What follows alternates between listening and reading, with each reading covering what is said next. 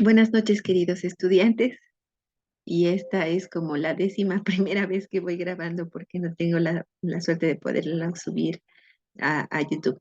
Pero en este momento les voy a pedir a todos que por favor saquen sus normas y empiecen a dar lectura conmigo para que podamos estudiar de manera general lo que nos corresponde en este momento, que es estudiar la ley del notariado.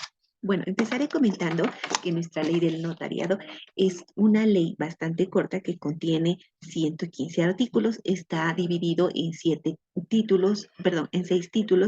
Estos títulos van a reflejar, por ejemplo, lo que es el objeto, o bueno, van a reflejar unas disposiciones generales.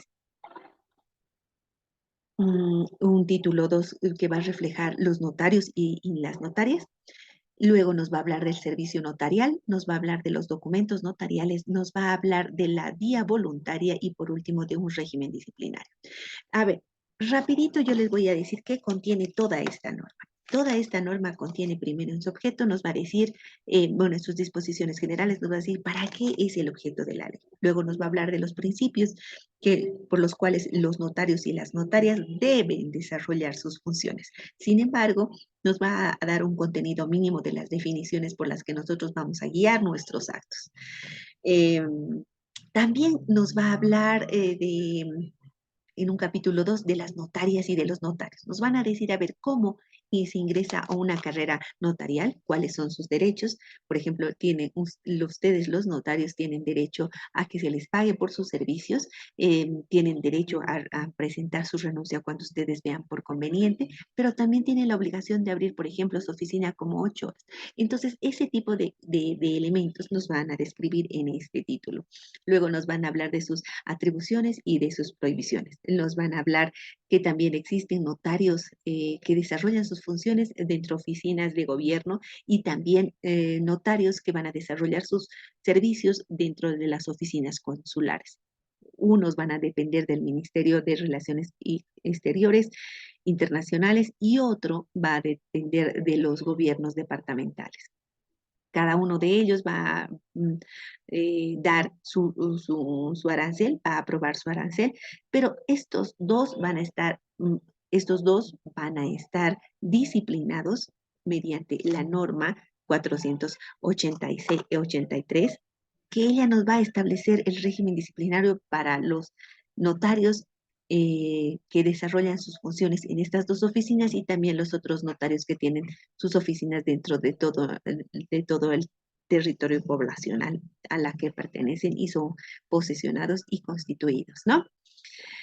Luego nos va a hablar en el servicio notarial cuáles son sus alcances y su naturaleza jurídica. Nos va a hablar el servicio notarial de estas oficinas consulares que yo les comento y también nos va a hablar, por ejemplo, del servicio en el ámbito indígena originario. Y con eso nos vamos a pasar a los instrumentos notariales. Pero nos va a decir en los instrumentos notariales son los documentos protocolares y luego qué integran esos documentos protocolares. Nos va a decir que están las escrituras públicas, el testamento, los documentos de representación, que bien se podría llamar que para nosotros son los poderes. ¿No es cierto? También nos va a hablar del reconocimiento de firmas y también nos va a hablar de los documentos extra protocolares. Nos va a hablar un apartado de la complementariedad de estas disposiciones y luego nos va a hablar también la responsabilidad que tienen los notarios y notarias, pero ¿por qué? Por la mala custodia o por la custodia los archivos notariales que van a pasar de notario a notario, ¿no? Nos van a hablar de todas esas disposiciones y nos va a hablar también de otro tipo de documentos que por su naturaleza también constituyen en documentos notariales. En la vía notarial nos va a hablar de las modificaciones y extinciones que se pueden lograr a través de estos servicios, por ejemplo, el divorcio, que va a extinguir una relación de mutuo acuerdo. Entonces, es ese acuerdo visado de las partes que van a surtir efectos de modificación y extinción, pero donde no va a ingresar una autoridad judicial, ¿no?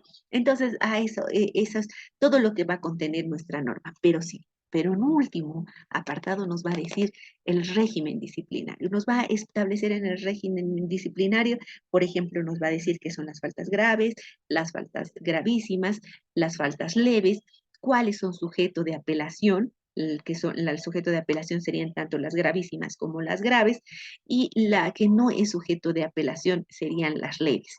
Nos van a decir que a estas faltas disciplinarias también existen sus sanciones. Nos van a establecer las sanciones tanto en las faltas leves, en las graves y en las gravísimas.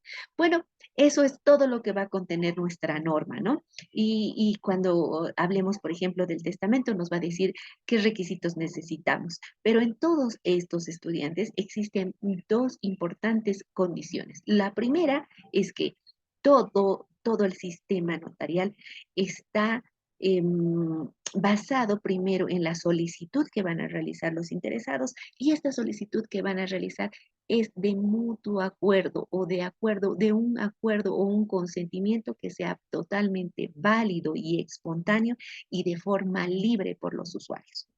Y también nos va a decir que todos los plazos van a ser computables a través de días hábiles, ¿no? Entonces, y con todo ello, vamos a nosotros a empezar a desarrollar el primer título. Pero esta sería la introducción general de todo lo que contiene nuestra norma.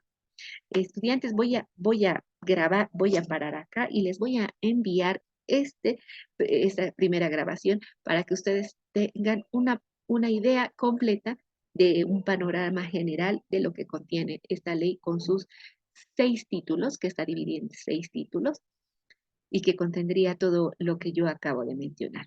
Espero que hasta aquí hayamos entendido qué es lo que vamos a avanzar en todo lo que resta en la norma. Gracias, estudiantes, y buenas noches.